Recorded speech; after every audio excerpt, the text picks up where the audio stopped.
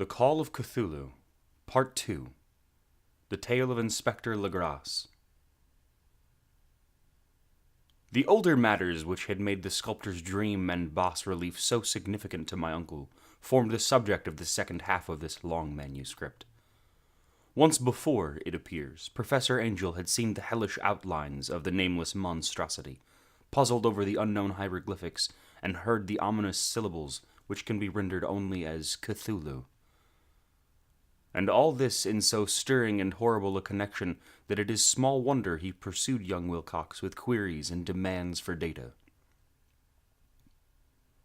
The earlier experience had come in 1908, 17 years before, when the American Archaeological Society held its annual meeting in St. Louis. Professor Angel, as befitted one of his authority and attainments, had had prominent part in all the deliberations, and was one of the first to be approached by the several outsiders who took advantage of the convocation to offer questions for correct answering and problems for expert solution. The chief of these outsiders, and in a short time the focus of interest for the entire meeting, was a commonplace-looking middle-aged man who had traveled all the way from New Orleans for certain special information unobtainable from any local source. His name was John Raymond Legrasse, and he was by profession an inspector of police. With him he bore the subject of his visit, a grotesque, repulsive, and apparently very ancient stone statuette, whose origin he was at a loss to determine. Now it must not be fancied that Inspector Legrasse had the least interest in archaeology. On the contrary, his wish for enlightenment was prompted by purely professional considerations. The statuette, idol, fetish, or whatever it was, had been captured some months before in the wooded swamps south of New Orleans during a raid on a supposed voodoo meeting. And so singular and hideous were the rites connected with it that the police could not but realize that they had stumbled on a dark cult totally unknown to them, and infinitely more diabolic than even the blackest of the African voodoo circles. Of its origin, apart from the erratic and unbelievable tales extorted from the captured members, absolutely nothing was to be discovered. Hence the anxiety of the police for any antiquarian lore which might help them place the frightful symbol, and through it track down the cult to its fountainhead. Inspector Legrasse was scarcely prepared for the sensation which his offering created. One sight of the thing had been enough to throw the assembled men of science into a state of tense excitement, and they lost no time in crowding around him to gaze at the diminutive figure, whose utter strangeness and air of genuinely abysmal antiquity hinted so potently at unopened and archaic vistas. No recognized school of sculpture had animated this terrible object, yet centuries and even thousands of years seemed recorded in its dim and greenish surface of unplaceable stone. The figure, which was finally passed slowly from man to man for close and careful study, was between 7 and 8 inches high, and of exquisitely artistic workmanship. It represented a monster of vaguely anthropoid outline, but with an octopus-like head whose face was a mass of feelers, a scaly, rubbery-looking body, prodigious claws on hind and forefeet, and long, narrow wings behind. This thing, which seemed instinct with a fearsome and unnatural malignancy, was of a somewhat bloated corpulence, and squatted evilly on a rectangular block or a pedestal, covered with undecipherable characters. The tips of the wings touched the back edge of the block. The seat occupied the center, whilst the long curved claws of the doubled-up crouching hind legs gripped the front edge and extended a quarter of the way down toward the bottom of the pedestal. The cephalopod head was bent forward so that the ends of the facial feelers brushed the backs of huge forepaws, which clasped the croucher's elevated knees. The aspect of the whole was abnormally lifelike, and the more subtly fearful because its source was so totally unknown. Its vast, awesome, and incalculable age was unmistakable. Yet not one link did it shew with any known type of art belonging to civilization's youth, or indeed to any other time. Totally separate and apart, its very material was a mystery, for the soapy greenish-black stone, with its golden or iridescent flecks and striations, resembled nothing familiar to geology or mineralogy.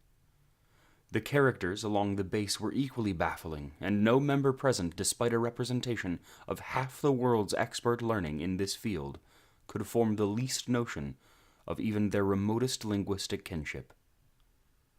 They, like the subject and material, belonged to something horribly remote and distinct from mankind as we know it, something frightfully suggestive of old and unhallowed cycles of life, in which our world and our conceptions have no part. And yet, as the members severely shook their heads and confessed defeat at the inspector's problem, there was one man in that gathering who suspected a touch of bizarre familiarity in the monstrous shape and writing, and who presently told with some diffidence the odd trifle he knew. This person was the late William Channing Webb, professor of anthropology in Princeton University, and explorer of no slight note. Professor Webb had been engaged 48 years before in a tour of Greenland and Iceland in search of some runic inscriptions which he failed to unearth. And whilst high up on the West Greenland coast had encountered a single tribe or cult of degenerate Eskimo, whose religion, a curious form of devil worship, chilled him with its deliberate bloodthirstiness and repulsiveness. It was a faith of which other Eskimo knew little, and which they mentioned only with shudders, saying that it had come down from horribly ancient aeons before even the world was made. Beside nameless rites and human sacrifices, there were certain queer hereditary rituals addressed to a supreme evil devil, or Tomasuk. And of this, Professor Webb had taken a careful phonetic copy from an aged Angekok, or wizard priest, expressing the sounds in Roman letters as best he knew how. But just now of prime significance was the fetish which this cult had cherished, and around which they danced when the aurora leapt high over the ice cliffs. It was, the professor stated, a very crude bas-relief of stone, comprising a hideous picture and some cryptic writing, and so far as he could tell, it was a rough parallel in all essential features of the bestial thing now lying before the meeting. This data, received with suspense and astonishment by the assembled members, proved doubly exciting to Inspector Legrasse, and he began at once to ply his informant with questions. Having noted and copied an oral ritual among the swamp cult worshippers his men had arrested, he besought the professor to remember as best he might the syllables taken down amongst the diabolist Eskimo. There then followed an exhaustive comparison of details, and a moment of really odd silence when both detective and scientist agreed on the virtual identity of the phrase common to the two hellish rituals, so many worlds of distance apart. What in substance both the Eskimo wizards and the Louisiana swamp priests had chanted to their kindred idols was something very like this, the word divisions being guessed at from traditional breaks in the phrases as chanted aloud. Finglui, Mulgunaf, Cthulhu, Relie, Huagnagel, Fatang. Legrasse had 1 point in advance of Professor Webb, for several among his mongrel prisoners had repeated to him what older celebrants had told him the words meant. This text, as given, ran something like this: In his house at Rallier, dead Cthulhu waits dreaming. And now, in response to a general and urgent demand, Inspector Legrasse related fully as possible, his experience with the swamp worshippers, telling a story to which I could see my uncle attached profound significance. It savored of the wildest dreams of mythmaker and theosophist, and disclosed an astonishing degree of cosmic imagination among such half-castes and pariahs as might be expected to possess it. On November 1st, 1907, there had come to New Orleans police a frantic summons from the swamp and lagoon country to the south. The squatters there, mostly primitive but good-natured descendants of Lafayette's men, were in the grip of stark terror from an unknown thing which had stolen upon them in the night. It was voodoo, apparently, but voodoo of a more terrible sort than they had ever known. And some of their women and children had disappeared since the malevolent tom-tom had begun its incessant beating far back within the haunted woods, where no dweller ventured. There were insane shouts and harrowing screams, soul-chilling chants and dancing devil flames, and the frightened messenger added the people could stand it no more. So a body of 20 police filling 2 carriages and an automobile had set out in the late afternoon with the shivering squatter as a guide. At the end of the passable road, They alighted, and for miles splashed on in silence through terrible cypress woods where day never came. Ugly roots and malignant hanging nooses of Spanish moss beset them, and now and then a pile of dank stones or fragment of a rotting wall intensified by its hint of morbid habitation, a depression which every malformed tree and every fungus islet combined to create. At length the squatter settlement, a miserable huddle of huts, hove in sight, and hysterical dwellers ran out to cluster around the group of bobbing lanterns. The muffled beat of tom-toms was now faintly audible far, far ahead, and a curdling shriek came at infrequent intervals when the wind shifted. A reddish glare, too, seemed to filter through the pale undergrowth beyond endless avenues of forest night. Reluctant even to be left alone again, each one of the cowed squatters refused point-blank to advance another inch towards the scene of unholy worship. So Inspector Legrasse and his 19 colleagues plunged on unguided into black arcades of horror that none of them had ever trod before. The region, now entered by the police, was one of traditionally evil repute. Substantially unknown and untraversed by white men, there were legends of a hidden lake unglimpsed by mortal sight, in which dwelt a huge, formless white polypus thing with luminous eyes, and squatters whispered that bat-winged devils flew up out of caverns in inner earth to worship at midnight. They said that it had been there before D'Iberville, before La Salle, before the Indians, and before even the wholesome beasts and birds of the woods. It was a nightmare itself, and to see it was to die. But it made men dream, and so they knew enough to keep away. The present voodoo orgy was indeed on the merest fringe of this abhorred area. But that location was bad enough. Hence perhaps the very place of the worship had terrified the squatters more than the shocking sounds and incidents. Only poetry or madness could do justice to the noises heard by Legrasse's men, as they plowed on through the black morass toward the red glare and the muffled tom-toms. There are vocal qualities peculiar to men, and vocal qualities peculiar to beast, and it is terrible to hear the one when the source should yield the other. Animal fury and orgiastic license here whipped themselves to demoniac heights by howls and squawking ecstasies that tore and reverberated through those nighted woods, like pestilential tempests from the gulfs of hell. Now and then the less organized ululation would cease, and from what seemed a well-drilled chorus of hoarse voices would rise and sing-song chant that hideous phrase or ritual. Thingluy, Milgnaf, Cthulhu, Rolye, Wagnagel, Fktan. Then the men, having reached a spot where the trees were thinner, came suddenly in sight of the spectacle itself. 4 of them reeled, 1 fainted, and 2 were shaken into a frantic cry, which the mad cacophony of the orgy fortunately deadened. Legrasse dashed swamp water in the face of the fainting man, and all stood trembling and nearly hypnotized with horror. In a natural glade of the swamp stood a grassy island of perhaps an acre's extent, clear of trees and tolerably dry.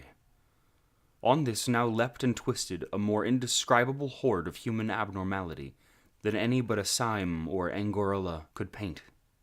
Void of clothing, this hybrid spawn were braying, bellowing, and writhing about a monstrous ring-shaped bonfire, in the center of which, revealed by occasional rifts in the curtain of flame, stood a great granite monolith some 8 feet in height, on top of which, incongruous with its diminutiveness, rested the noxious carven statuette. From a wide circle of 10 scaffolds set up at regular intervals, with the flame-girt monolith as a center, hung head downward the oddly marred bodies of the helpless squatters who had disappeared. It was inside this circle that the ring of worshippers jumped and roared, the general direction of the mass motion being from left to right in endless bacchanal between the ring of bodies and the ring of fire. It may have been only imagination, and it may have been only echoes which induced one of the men, an excitable Spaniard, to fancy he heard antiphonal responses from the ritual, from some far and unilluminated spot, deeper within the wood of ancient legendary horror. This man, Joseph D. Galvez, I later met and questioned, and he proved distractingly imaginative. He indeed went so far as to hint at the faint beating of great wings, and of a glimpse of shining eyes and a mountainous white bulk beyond the remotest trees. But I suppose he had been hearing too much native superstition. Actually, the horrified pause of the men was of comparatively brief duration. Duty came first. And although there must have been nearly 100 mongrel celebrants in the throng, the police relied on their firearms and plunged determinedly into the nauseous rout. For 5 minutes the resultant din and chaos were beyond description. Wild blows were struck, shots were fired, and escapes were made. But in the end, Legrasse was able to count some 47 sullen prisoners, whom he forced to dress in haste and fall into line between 2 rows of policemen. 5 of the worshippers lay dead, and 2 severely wounded ones were carried away on improvised stretchers by their fellow prisoners. The image on the monolith, of course, was carefully removed and carried back by Legrasse, examined at headquarters after a trip of intense strain and weariness. The prisoners all proved to be men of very low, mixed-blooded, and mentally aberrant type. Most were seamen, and a sprinkling of Negroes, mulattoes, largely West Indians or Brava Portuguese, from the Cape Verde Islands, gave a coloring of voodooism to the heterogeneous cult. But before many questions were asked, it became manifest that something far deeper and older than Negro fetishism was involved. Degraded and ignorant as they were, these creatures held with surprising consistency to the central idea of their loathsome faith. They worshipped, so they said, the great old ones, who lived ages before there were any men, and who came to the young world out of the sky. Those old ones were gone now, inside the earth and under the sea, but their dead bodies had told their secrets in dreams to the first men, who formed a cult which had never died. This was that cult, and the prisoners said it had always existed and always would exist, hidden in distant wastes and dark places all over the world, until the time when the great priest Cthulhu, from his dark house in the mighty city of Relia, under the waters, should rise and bring the earth again beneath his sway.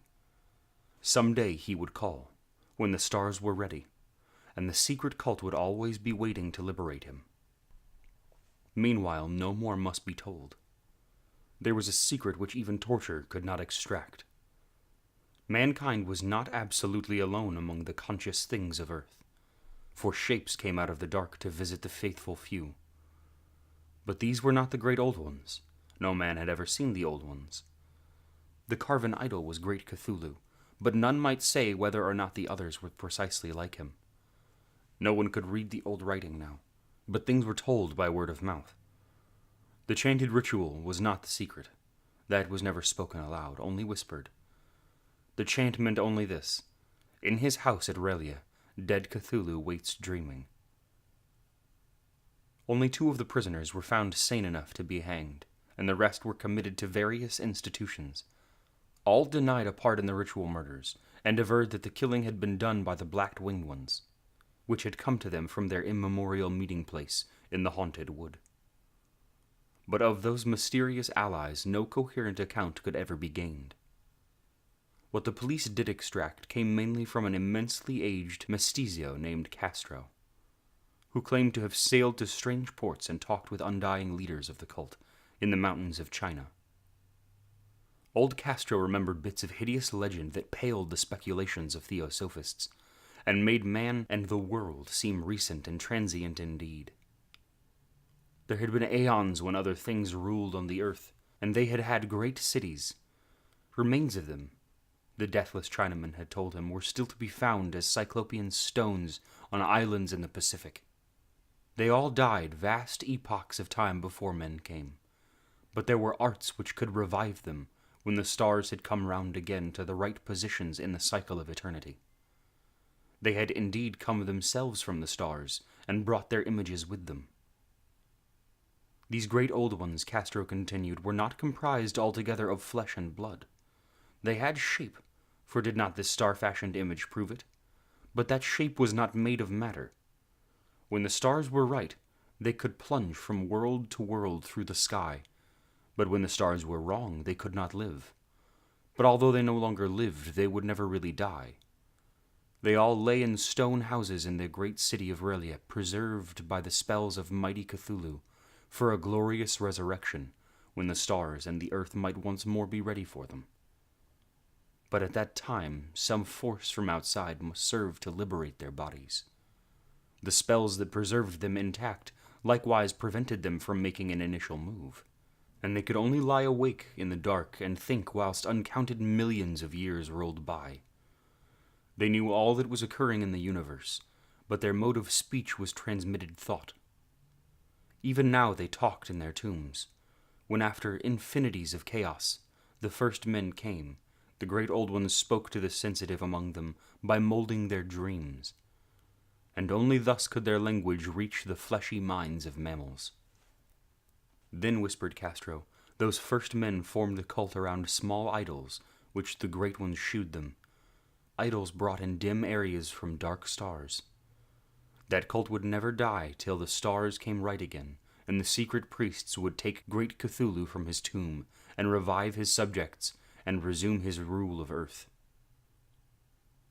The time would be easy to know, for then mankind would become as the great ones, free and wild beyond good and evil, with laws and morals thrown aside, and all men shouting and killing and reveling in joy. Then the liberated old ones would teach them new ways to shout and kill and revel, and enjoy themselves, and all the earth would flame with a holocaust of ecstasy and freedom. Meanwhile the cult, by appropriate rites, must keep alive the memory of those ancient ways, and shadow forth the prophecy of their return. In the elder time, chosen men had talked with the entombed old ones in dreams, but then something had happened. The great stone city Relia, with its monoliths and sepulchres, had sunk beneath the waves and the deep waters, full of the one primal mystery through which not even thought can pass, had cut off the spectral intercourse. But memory never died, and high priests said that they would rise again when the stars were right. Then came out of the earth the black spirits of earth, moldy and shadowy and full of dim rumors, picked up in caverns beneath forgotten sea bottoms. But of them old Castro dared not speak much. He cut himself off hurriedly, and no amount of persuasion or subtlety could elicit more in this direction. The size of the old ones, too, he curiously declined to mention. Of the cult, he said that he thought the center lay amid the pathless deserts of Arabia, where Iram, the city of pillars, dreams hidden and untouched.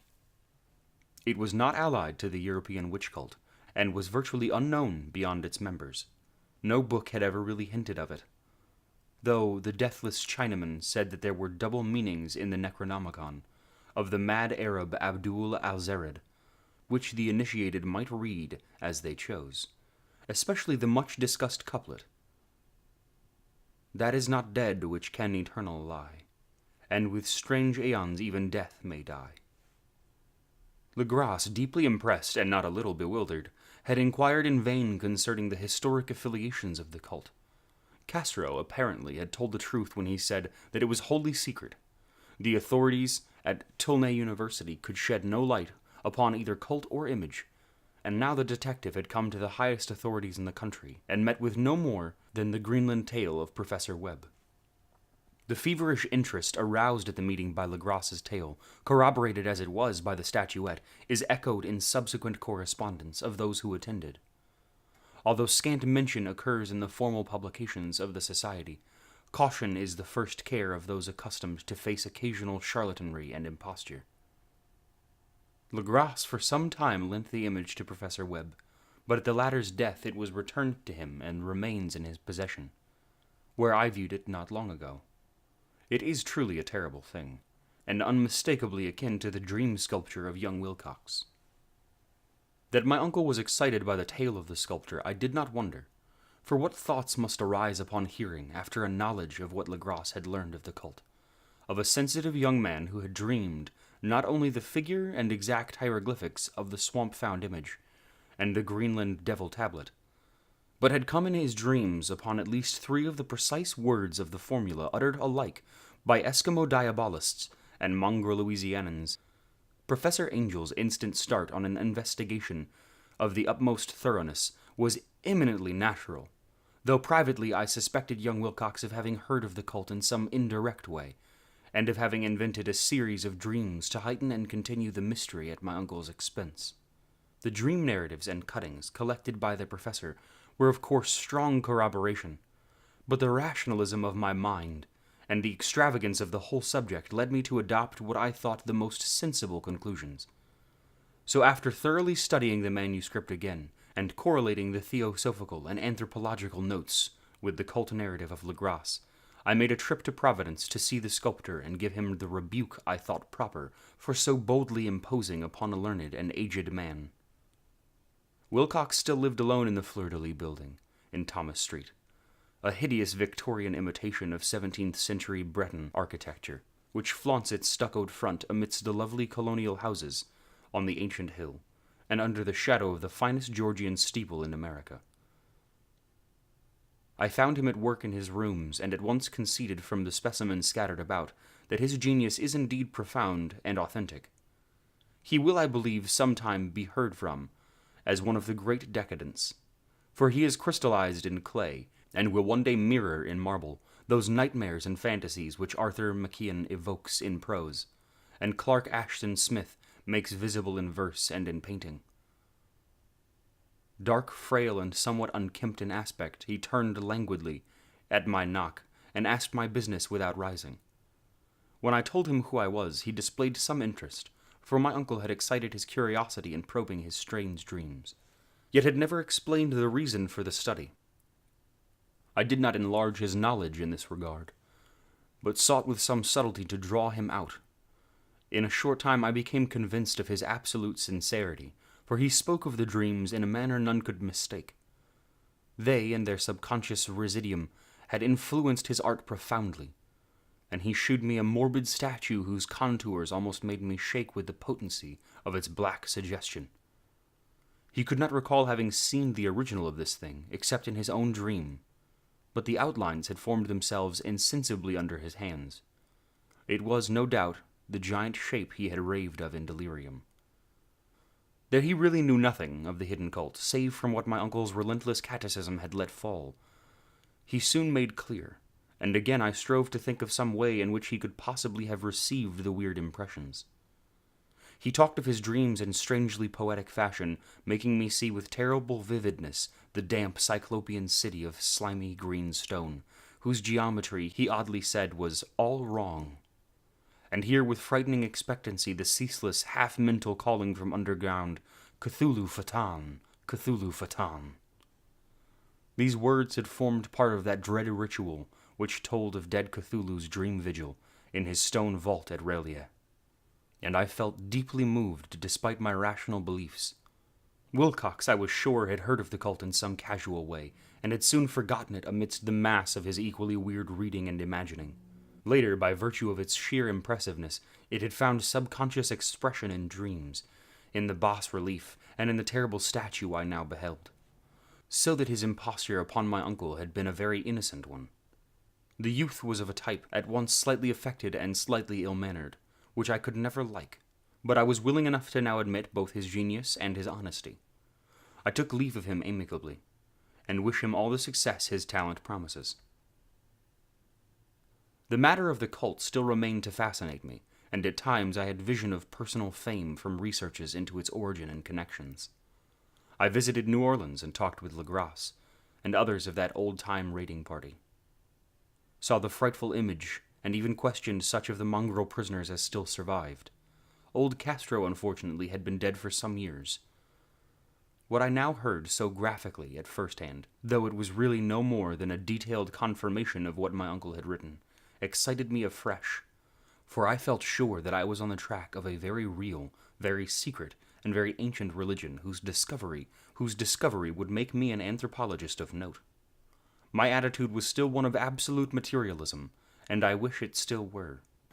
And I discounted with almost inexplicable perversity the coincidence of the dream notes and odd cuttings, collected by Professor Angel. One thing I began to suspect, and which I now fear I know, is that my uncle's death was far from natural. He fell on a narrow hill street leading up from an ancient waterfront swarming with foreigners, after a careless push from a Negro sailor. I did not forget the mixed blood and the marine pursuits of the cult members in Louisiana. and would not be surprised to learn of secret methods and poisoned needles, as ruthless and anciently known as the cryptic rites and beliefs. Legrasse and his men, it is true, have been let alone, but in Norway a certain seaman who saw things is dead. Might not the deeper inquiries of my uncle, after encountering the sculptor's data, have come to sinister ears? I think Professor Angel died because he knew too much, or because he was likely to learn too much. Whether I shall go as he did remains to be seen, for I have learned much now.